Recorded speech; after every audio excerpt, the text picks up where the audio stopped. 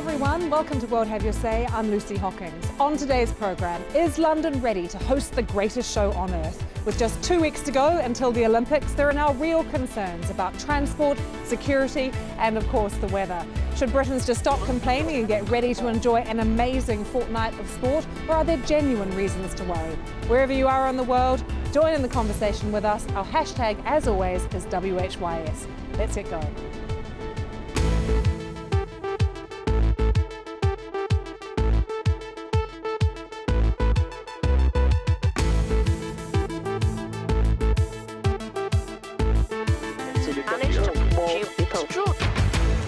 We'll be speaking to guests all over London in a moment, but first let's get the latest stories from the BBC Newsroom. Activists in Syria now say many of those killed in the village of Tremsa, reported to be the scene of a massacre, were rebel fighters. Up to 200 people are said to have died in clashes there. Opposition groups have accused the Syrian government of carrying out a massacre. Syrian state media has blamed what it calls terrorist groups. The American investment bank JP Morgan says its losses from risky trading have now reached nearly $4.5 billion. That's more than double the previous estimate, although the bank says it has still managed to make a profit of nearly $5 billion in the last 3 months. The world's second largest economy, China, is experiencing its worst economic slowdown for 3 years. Its GDP is still growing, but only by 7.6% in the latest quarter, and China aspires to 8% growth. The latest figures are being blamed on a fall in exports. At least 24 people have been killed when a train collided with a truck carrying farm workers at a level crossing in South Africa. Several other people were injured. The driver of the truck is being questioned by police. The former England football captain John Terry has been found not guilty of racial abuse during a Premier League football match. Terry, who was playing for Chelsea at the time, had argued he was merely repeating what he thought another player had said to him as they traded insults. And staying with football, one of the two biggest clubs in Scotland, Rangers, are set to play in the 4th tier of league football next season. They lost their place in the Scottish Premier League after running into financial difficulties. The newly reformed Rangers had hoped to be given back a place in the top flight, or at worst in the 2nd tier.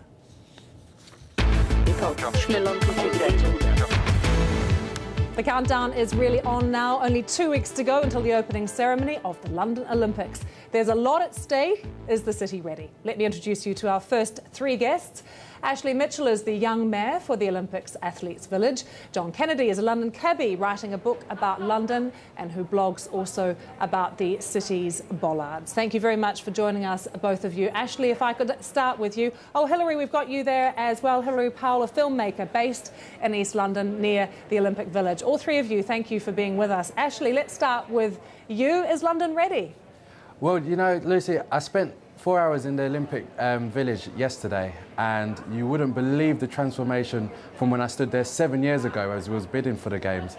And for me as an East Londoner, for me as someone involved with the Olympics over 7 years, I have to say a lot is ready, and the final few weeks will really finish that off. And from next Monday, we'll be welcoming the Olympic teams from all around the world into the Athletes Village, where they will settle down and prepare for the biggest events in their lives. And I think we're ready to do that. John, are you as excited as Ashley? I'm excited about the Olympics coming to London. I'm concerned about the transport network. We've got some real issues. The Olympic route network, London Underground, the constant cancellations and disruption that we hear on a daily basis, and then the huge congestion created in parts of London due to Crossrail construction, and then just buses queuing everywhere and basically empty. Real worries about the transport infrastructure. And you, Hilary, are you concerned or are you optimistic? Well, London is ready for the Games, I'm sure, in terms of the stadium and the athletics.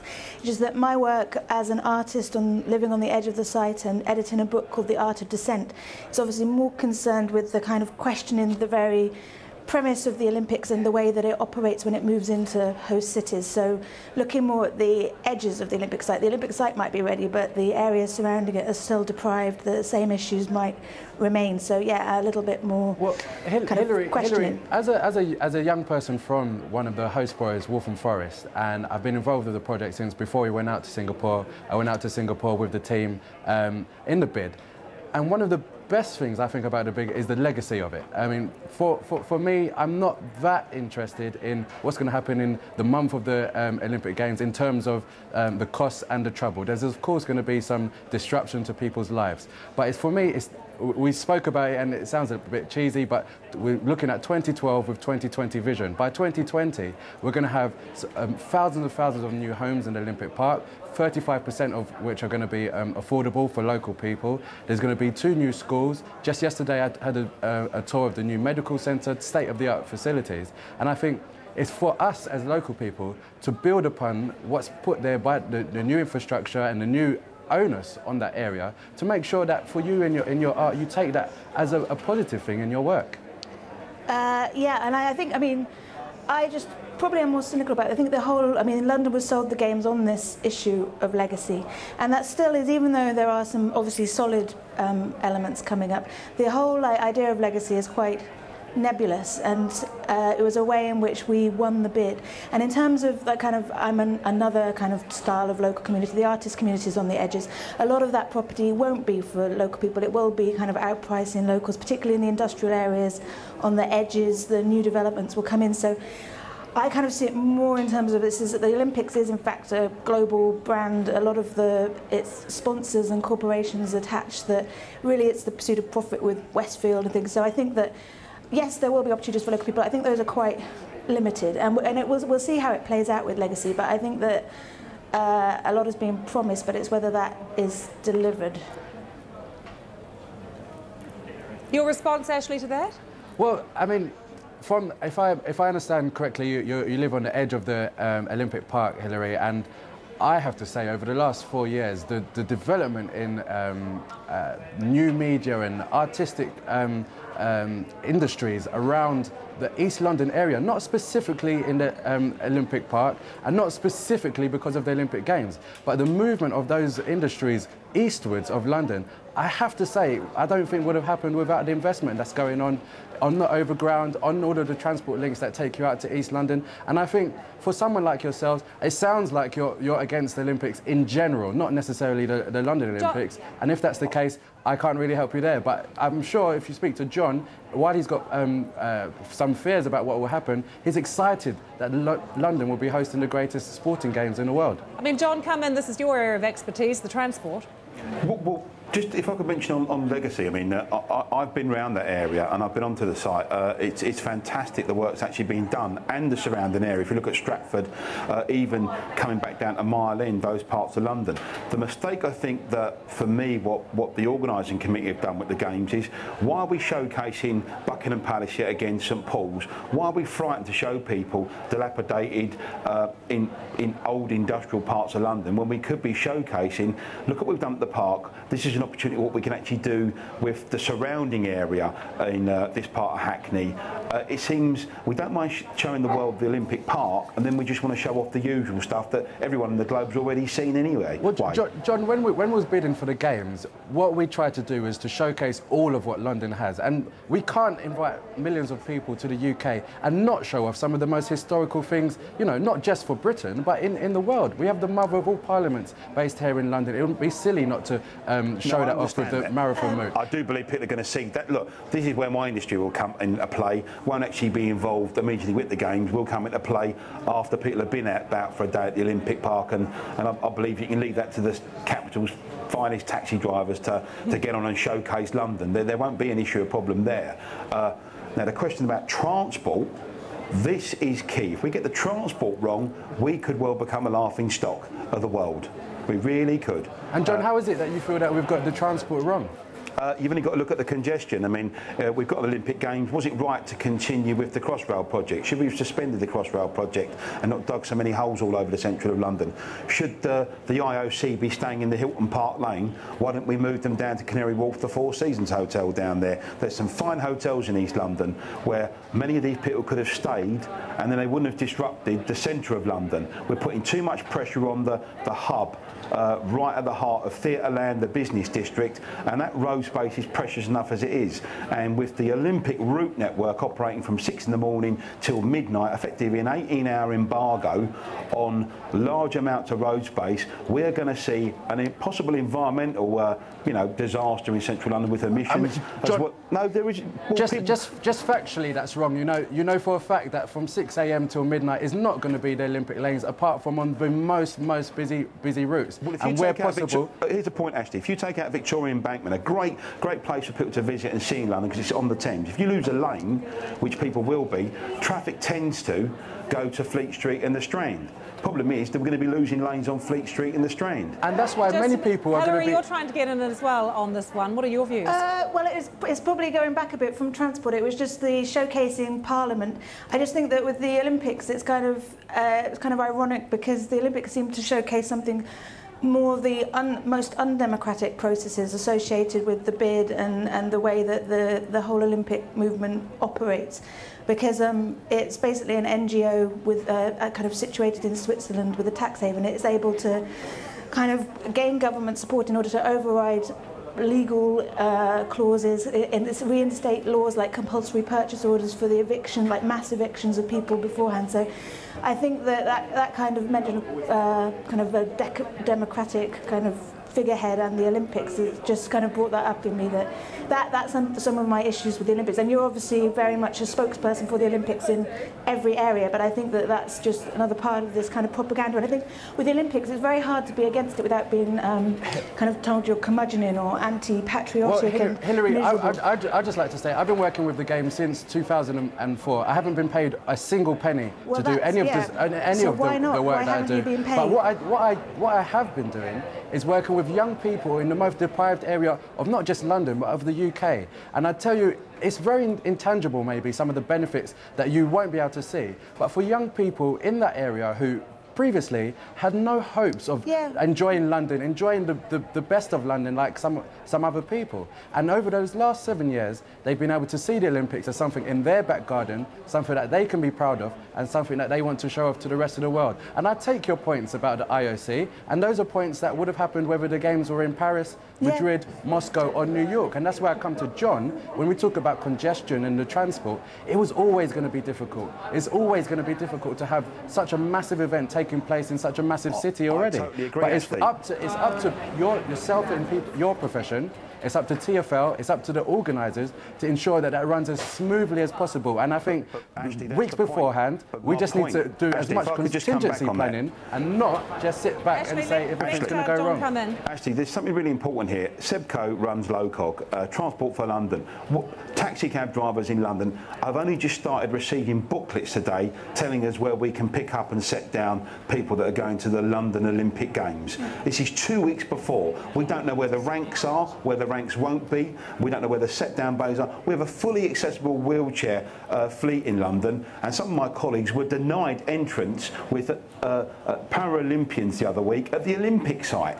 What's going on with Lord Coe? What's going on with, I'll say it now, he's the chair of TfL, Boris Johnson? What's going on with this government? Can I just interrupt you both? Obviously, a fiery debate starting already. This has really grabbed your attention. Guinea, Qatar, Japan, Trinidad, just some of the countries that have been calling us in on this topic. We've just said goodbye to Hillary for the moment. I wanted to bring in Flash Bristow now, a resident of Leytonstone. Now, that's one of the areas right near the Olympic Park. Many residents there can actually see the Olympic Stadium and many of the venues from their houses. Flash, thanks very much for being with us. Are you seeing benefits where you are in Leytonstone? Well, there are benefits and there are sort of negatives that we're having to put up with, but I think there'll be long-term benefits. Basically, our streets have been re-tarmacked. Some of the shops have been given shiny new frontage. I'm a wheelchair user, and I find that the re-tarmacking of the roads has meant that they've put sort of smooth bits over the road so that I can go across the roads without having to go up and down ramps. And those are going to be there after the games. They're going to be there long term. There are other benefits that I'm seeing, such as improvements to the public transport for wheelchair users and other disabled people. And again, that should be there after the games. But we are putting up with quite a lot as well. You'll have heard about the missile on the roof nearby. And there's also problems with parking, that we're not allowed to sort of park in our own streets without registering online, and it's quite complicated and annoying. Flash, just tell us a bit more about these missiles, because those are the pictures that we're seeing at the moment, some of London's big tower blocks and the missiles that are going to go on top of them. What are your concerns there? Well, I live right near to Fred Wigg Tower, and we saw pictures today of the army coming in our streets and taking things up to the top of the tower block, which is quite alarming. Concerns that I have, and that I've heard from other residents, are that we haven't been given any information. I think a leaflet was dropped to people who live in the tower, but, you know, I live sort of, I don't know, 100 metres, say, from the tower, and I still have not been given any information. I actually chair a residents group. The council know I'm here, the police know I'm here. They could have given us, say, a website with frequently answered questions on it so that we'd have some information, because all we've got is our imagination of how awful this could be if it goes wrong, or if it attracts terrorists to try and blow the tower block up with the missile. Or, you know, we just don't know the truth, so all we've got is our imagination, and it's quite concerning. Flash, thanks very much for that. Just to bring you a tweet we've got in from Giovanni, who says, with the exception of the weather, we haven't even mentioned the weather yet and the days of rain we'll have. We'll get to that soon. But shouldn't countries have these things taken care of before they're considered as hosts? Lots more to talk about with the Olympics just 2 weeks away here in London. Stay with us here on World Have Your Say.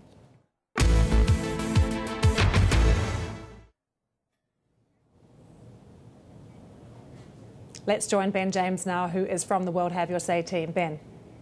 Hi Lucy, yes, and you mentioned the weather. I just saw this actually from Arthur on Facebook. The stadium looks fantastic. The weather will only be the problem, as it was indeed when we started discussing this on World Have Your Say in the driving rain in Trafalgar Square on Wednesday. But you're calling in on country code 4420 31 62 4242.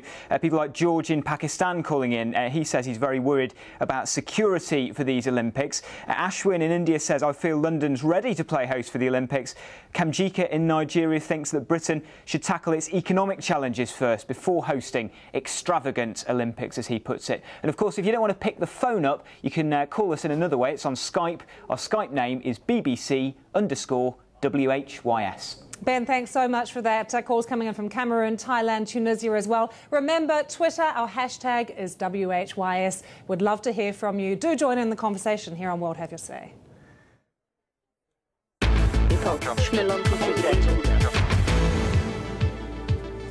Welcome back to World Have Your Say. We're talking about the Olympics. It's only 2 weeks away. The big question is London ready? With me here still is Ashley, John and Flash as well. Flash, are you noticing in the area huge improvements to things like your high street? Well, yes, we are. I mean, everything has been re-tarmacked. The pavements have been done with a nice light granite.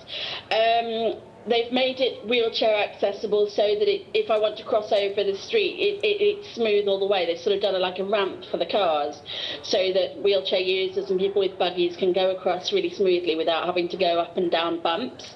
And actually not in my particular high street, but in a nearby one in Leighton, they've had their shops redone. Beautiful colours. They all look great now. And I mean, I used to live in Leighton before I moved a few sort of miles away. I've lived in this area for years, and Leighton was really run down, and it really could do with the investment. So I think we're seeing investment now that without the Olympics we might not have had for another sort of 15, 20 years, and that we desperately did need. John, obviously you're a man of the road, being a London cabbie, but there are lots of concerns about massive queues on public transport, people having to wait to get out of tube and train stations or not being able to get onto the tube and train in the first place. Do you think that those are real fears? I think they are. I mean, for example, on the first day of the athletics, people have got to be at the ground at the site for 6:30 in the morning. You've got to be there 2 hours beforehand. I mean, I don't think a lot of people realise how early they're going to have to be there actually for the start of play. But transport hubs like King's Cross, if Londoners don't take the advice that they have been given, which is to, if you can work from home rather than coming into the centre of London, I mean, or this odd advice, don't use the underground network on the train network and walk or take a bike. We could see transport hubs like King's Cross, where we'll have the Javelin trains coming in, and then the traffic generated around that, i.e. just by taxi cab drivers trying to get into the station and not able to use the Olympic route network, which will be running past outside. We could be in for some real hot spots of trouble, and especially if we do get if we get some really hot weather around the time of the games and with the heat. You're hopeful, John? Pardon? You're hopeful? Well, I always live in hope. I might sound like the optimist, but I am concerned with Transport for London. I know their record as a London cab driver. It's not a very good one. We've only got to look at the debacle we've just had with the Highways Agency and the M4 elevated section. You know, they left it till the last minute to fix some cracks they've known about for a hell of a long time. That should worry us all, that we're leaving things till the last minute, and we seem to be winging it. That's my feeling. Politicians and those that are paid a lot of money, and there's a lot of people who are up for hefty bonuses at TfL, and it just seems to be a wing and a prayer on the transport infrastructure. Well, there's concern about queues not just at tube and train stations as well. Let's bring in this comment from Jay McClaw, who wrote on the Digital Spy website. Immigration queues. Are those coming to watch the Olympics planning on staying?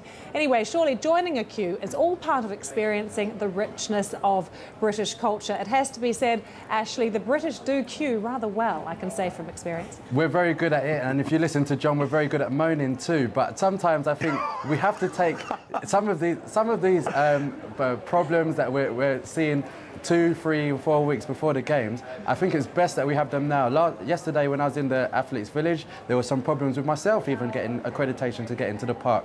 We've been doing the biggest set of test events before these games, and I think we've ironed out most of the cracks. There will be more that pop up during the games, but what people tend to forget is that the Olympics is such a unique project. Many people working on this project in London have never done such a thing before, and it has to come together. We've worked very hard to make it come together, and I think people like John, local people like Flash, even Hillary, who doesn't like the Olympics at all, we need to get together and just enjoy it. There's going to be live sites up and down the country. If you didn't get tickets, you can go to your local area and watch some of the coverage from the BBC. And I really think if we get a bit of good weather, we're going to come out of this in September and say, you know what, we done well. Ashley, I'm going to interrupt you there because, of course, we haven't spoken about the weather yet, which seems hard to believe, because let me tell you, everyone here in Britain is absolutely obsessed with the weather, and that's because it's been completely dreadful recently. Some of the worst months of weather, the wettest months of weather Britain has ever seen.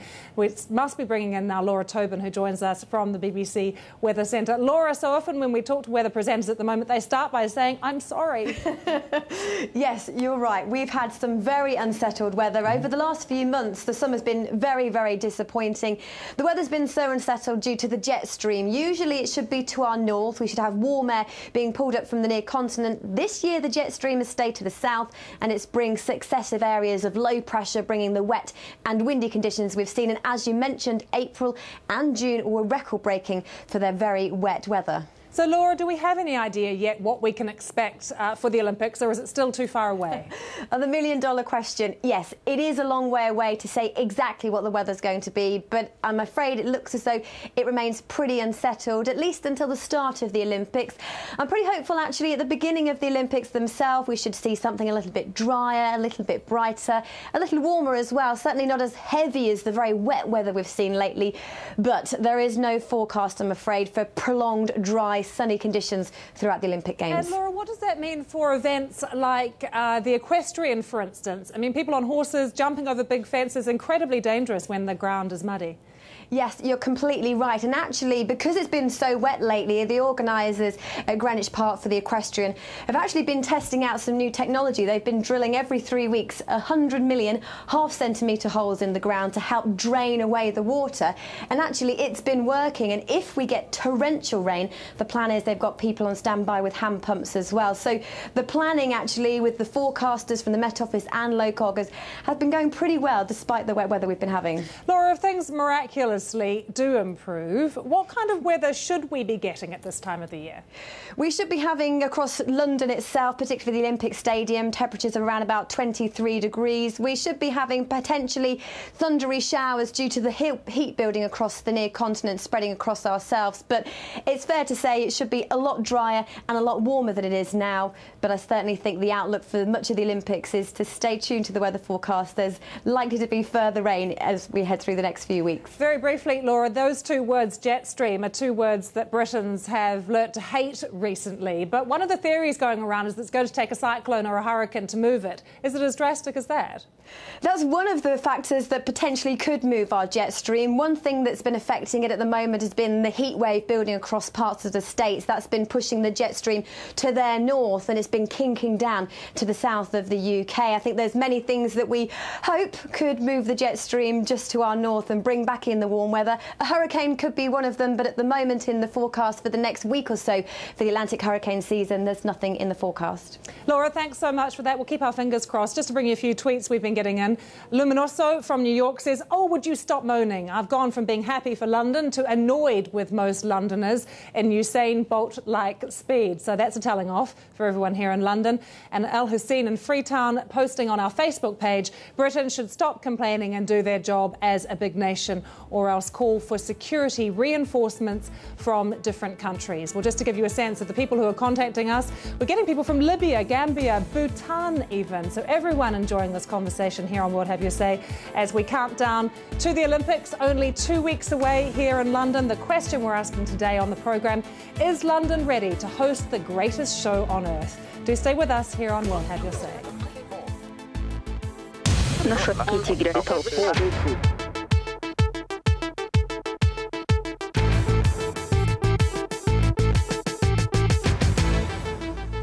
Hello, I'm Lucy Hockings. Welcome back to World Have Your Say. We've been talking about London and the Olympics. Is the city getting ready to host the Games? Is the city ready for the hundreds of thousands of people who are going to descend on London? There are all sorts of concerns over security, transport and the weather as well. Keep posting your comments to facebook.com/World Have Your Say. And remember, there are those of you who think that everyone here in Britain should just stop moaning. Do get in contact with us.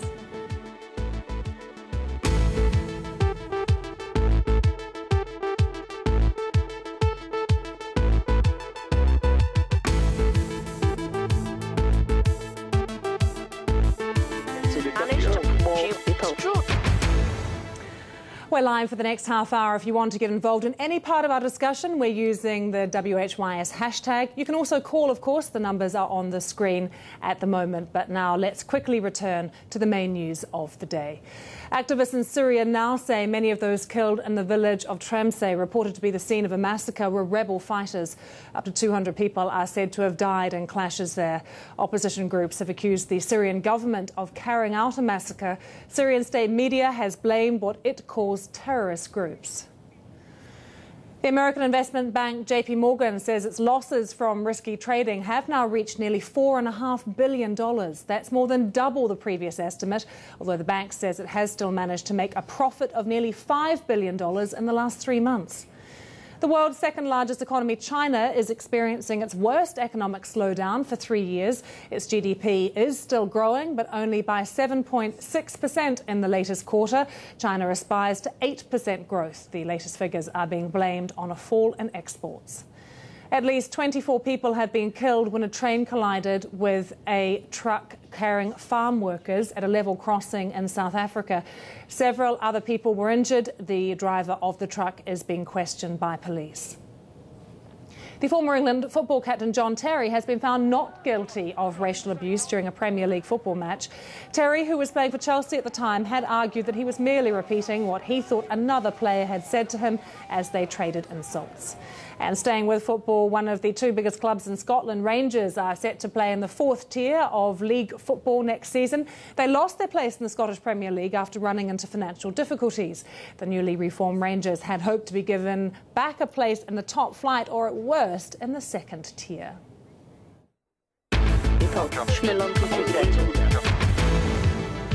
Well, the countdown really is now on. Only 2 weeks to go until the opening ceremony. There's a lot at stake. Let me reintroduce you to our 3 guests. Ashley Mitchell is the young mayor for the Olympics Athletes Village. John Kennedy, a London cabbie, writing a book about London and who blogs about the city's bollards. And Flash Bristow, who is a resident of Leytonstone, just to tell you that is one of the suburbs right near the Olympic Park.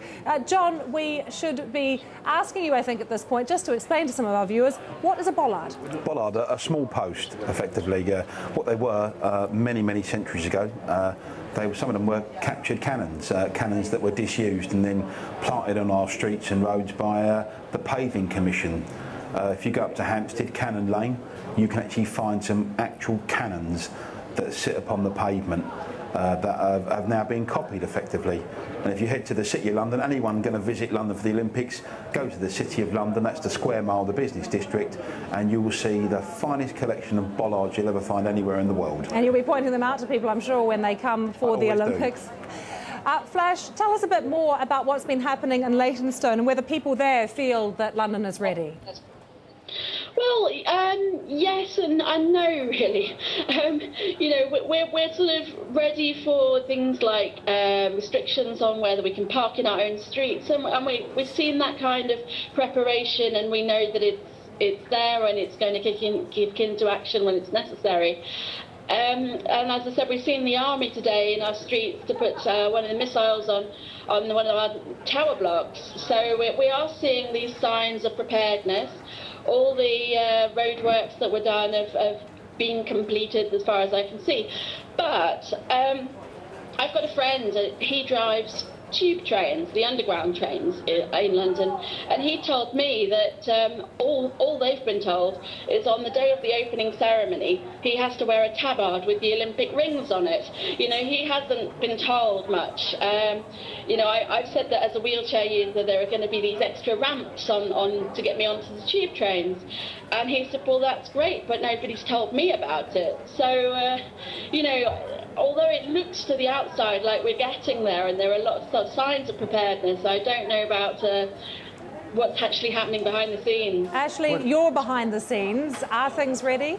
Well, interestingly, I actually live about 10 minutes from where Flash does in Leytonstone, and actually some young people in the last week from Flash's local school, local secondary school, have just found out that they're going to be part of the opening ceremony. And so from behind the scenes, you know, I think that people in the local area who have also seen, as Flash has said, the refurbishment of the high streets, actually, you know, for wheelchair users, as Flash has mentioned, there's going to be a lot of new accessibility during the games, and not just during the games, but in future games. So there's lots of things going on. They will all come together over the next couple of weeks. If things do go wrong, it's not time to panic and moan, it's time to fix it. And I think, given that the international audience that we have here, we want to invite people to come and enjoy our wonderful city, enjoy our parks in the north of Waltham Forest or down by the Olympic Park. You know, things, when we have a big event like this, there's always going to be trouble, but we have to just find a way to manage that and then minimise those risks. We're talking about whether London is ready or not for the Olympics. The opening ceremony just 2 weeks away. And of course, all the boroughs that surround the Olympic Park are being affected by all the changes. There has been some regeneration around the Olympics, of course. Let's talk to Linda now, who joins us from one of the other boroughs, Tower Hamlets, right in the heart of London. Linda, thanks very much for being with us. Are you happy about the Olympics? No, I'm not at all. Why? I think there are many problems associated with the Olympics which are not getting too much publicity. The first most important one is the unethical behaviour of the Olympic Committee. They've used sponsors like Dow Chemicals, which were responsible for the Bhopal disaster, They've got the food suppliers and sponsors are junk food suppliers like McDonald's and Coca-Cola, which is incredible for a sporting event. Very little improvement here. I live on the Isle of Dogs near Canary Wharf, and we've seen very little improvement whatsoever in our infrastructure for the Olympics. And in fact, most of the work on construction doesn't seem to have gone to local people. It seems to have gone to cheap foreign labour. The information that we're getting is that Canary Wharf Tube and DLR will be inaccessible most of the time during the Olympics and the Paralympics. Linda, what kind of changes were you hoping for? What did you think the Olympics would deliver for your area? Well, we were told initially that there would be work for local people, which hasn't transpired. We were told there would be a legacy for local people, which hasn't transpired. We weren't told that we won't be able to get off the Isle of Dogs for 6 weeks because there won't be transport links for us to use. All the tube stations around here at the moment have got notices up telling local people to use different means of transport. But what different means of transport, we have no idea. And the scariest thing is the security situation. I was actually out on a station last week and saw policemen armed with submachine guns. That was really frightening. And that's going to carry on throughout the Olympics. And not only the police who are responsible to local people, but also a private police force is going to be running around armed with heavy equipment. And people are going to have surface-to-air missiles on top of their homes. This is really frightening. And none of that people were informed about when the Olympics were awarded to London. This is all being revealed at the last minute when it's too late to do anything to stop it. Hilary, you're still with us. Hilary Powell rejoins us, a filmmaker who is based in East London and an artist as well. There were promises that the creative community would see some funding and some rewards based on the Olympics. Has that eventuated, Hilary? I think it's in very limited fields. I mean, obviously there's the Cultural Olympiad, which kind of, in my view, is the kind of the PR wing of the Olympics as a whole, which recruits artists to kind of spread the positive Olympic message. And I think just related to that, what I've seen popping up on the screen from all over the world is such a positive response to the Olympics, and a kind of they don't want to hear Londoners complaining about the Olympics. But I think there's a very dark side to the Olympics, as Linda was saying, the things that were promised that aren't delivered, and then this other legacy of security. Once a state has stepped up its security measures in that way, it's probably likely that you have increased surveillance and a police-controlled state beyond that. So there are some implications, I think, and actually now he's left, but I think they lucked out with someone like him who is a great spokesperson for the very positive side of the game. You can't argue with that kind of thing. There is a positive impact on local youth, and the Olympics as a sporting event are inspirational, but behind that is a darker side of kind of association, as Linda was saying, with sponsors like Dow Chemicals, McDonald's, that follow this Olympic brand around the world, and basically it's kind of pursuing as much profit as possible. So. And in terms of just on a very personal level of living in an area that is open for gentrification now, I think it's very easy, although opportunities might start to arrive, to go the pattern of Hoxton or Notting Hill in London, which is, artists are kind of used within a cycle of regeneration, but then outpriced and moved further and further out of the city towards, towards the Thames Gateway and beyond.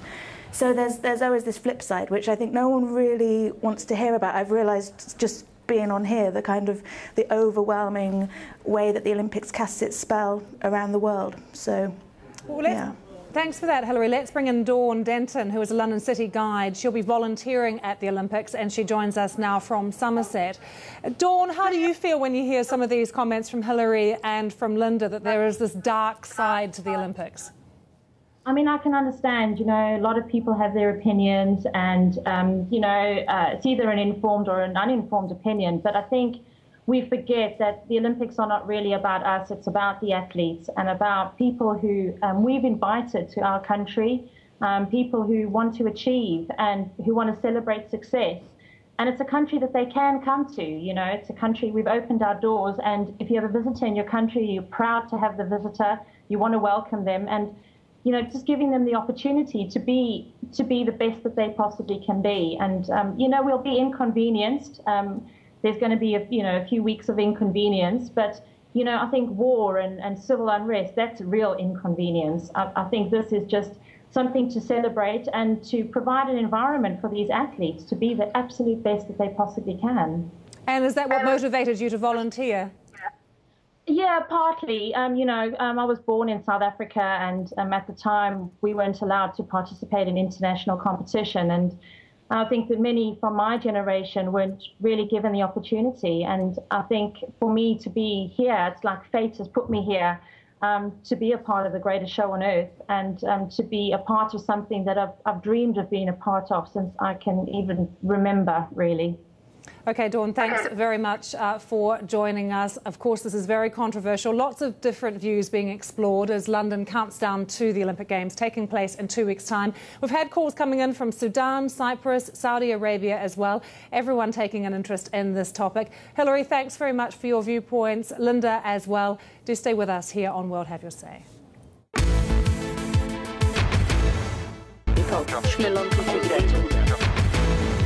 Welcome back to World Have Your Say. We've been spending the hour talking about the build-up to the London Olympics and whether or not the city is ready to host the greatest show on earth taking place in 2 weeks' time.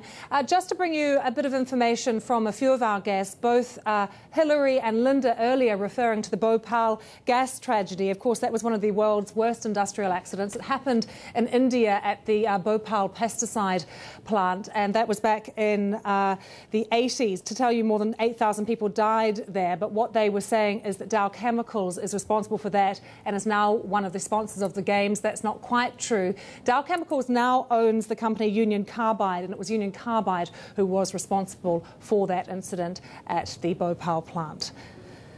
Let's bring in our guests again. Ashley Mitchell is with us, a young mayor for the Olympics Athletes Village. We've still got John Kennedy, our London cabbie, and Flash Bristow, who is a resident of Leytonstone. Before we talk to them again, let's get a sense of some of the comments from around the world and talk to Ben, who joins us from the World Have Your Say team. What are people saying, Ben? Well, Michael, thanks for calling in from Hong Kong. Is there going to be more police on the streets, he wanted to know? I saw gangs and riots in London. That worries me. Benjamin in Ghana says, from what I'm seeing in Ghana, I think London is ready for the Olympics. Everybody seems to be working hard to make sure things are in order. Kabira, though, in Nigeria disagrees. You got the Olympics years ago. How can there be security concerns now? No excuse. But then a couple more upbeat calls from Kishore in India. I was in London earlier this year. I'm feeling positive. I love Trafalgar Square. We love the concerts. I'd love to see the finished product. And John in Thailand, who says, why are the presenters being so negative about the Olympics? We're going to be up at 3 a.m. watching this. Stop the negative feedback. Great Britain's ready for the Olympics. They've won world wars. Everything will go well. Well, that's a pretty positive comment to end on, Ben. Thanks very much for that. You'd agree with him, Ashley? I certainly would. And I was listening to Linda earlier, and I think sometimes people can have become a little bit confused about what was said about the games beforehand. So one of the comments she said was that there was no legacy. I mean, it's a little bit shocking for me to hear that, because a legacy is after the games. But if she does want to know about legacy, on the very train line that she was talking about, there is now 30 trains every hour from that stop, her local stop, which means every 2 minutes you can get a train. And I know, because I've worked in the area previously, that it's a very, very, very busy station anyway. So of course it makes sense to try and arrange other ways to get out of that area if you want to travel during the games. And the other thing that she mentioned was submachine guns. For those of you who don't know London, Canary Wharf, the area that she was speaking about, is our new finance district with lots of skyscrapers. There are submachine guns there at any time. Even if I try and go out there tonight with my car, I'm going to be searched by a police officer or private security with a submachine gun. So sometimes I think, obviously, local people who maybe are not entirely grasping the facts can misconstrue things, but I think it's really important that they go to all of the important websites, TfL, London 2012, and find out the real information, and anyone coming from abroad should do the same thing. OK, Ashley, let's just bring in a comment from our Facebook page from Dinar, who says London has put the right mechanisms in place to ensure the Games go as planned. The military will also be deployed, as Ashley was just mentioning, to ensure security. So let us be optimistic about the London London Olympics that coming into us from our Facebook page. Just to tell you that 3,500 extra servicemen, it was announced yesterday, are going to be drafted in to help with security at the Olympics. John, if we could have a bit of a final comment from you. I know you've got concerns about transport, what's going to be happening on the road, but on the whole, are you optimistic? Of course I'm. Look, I'm positive about the games. I mean, what we shouldn't confuse is constructive criticism about people who are paid daft amounts of money who have failed to deliver. Low cog, I mean, you just mentioned about security. The only reason why the armed services are being used is because the Americans weren't happy with the private security setup, and to have to announce yesterday that 3,500 troops, who some have been recently made redundant, some have been recently come back from Afghanistan, having to be brought into London because a private contractor isn't up to the job, to be honest with you, is a joke. And the idea we're 14 days away from the greatest show on earth. The bit I always worry about is the circus that's attached to it.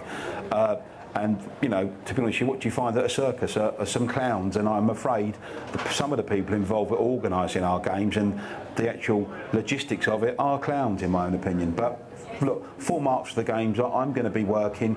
I'm looking forward to meeting people from all over the globe.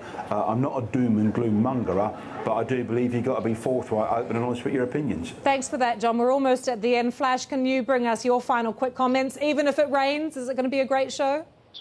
Oh, absolutely. I mean, I go to a lot of music festivals, and for those, you know, you just have to deal with the weather. So you take the sun cream and you take your wellies or your raincoat or whatever, and you just use whichever one you need on the day. And I think, you know, we just have to relax into it and you know, get with it and have a good time. Flash, thanks so much for your comments. John as well. Ashley, you're a great ambassador to the Games. Thanks very much for joining us. And to all of you who've contributed with your tweets and your comments on our Facebook page. Keep the conversation going. Looks like this one's going to roll on and on. 14 days to go until the Games. We've got comprehensive coverage, of course, here on BBC World News throughout the build-up and during the Games. I'm Lucy Hawkins. Thanks very much for being with us.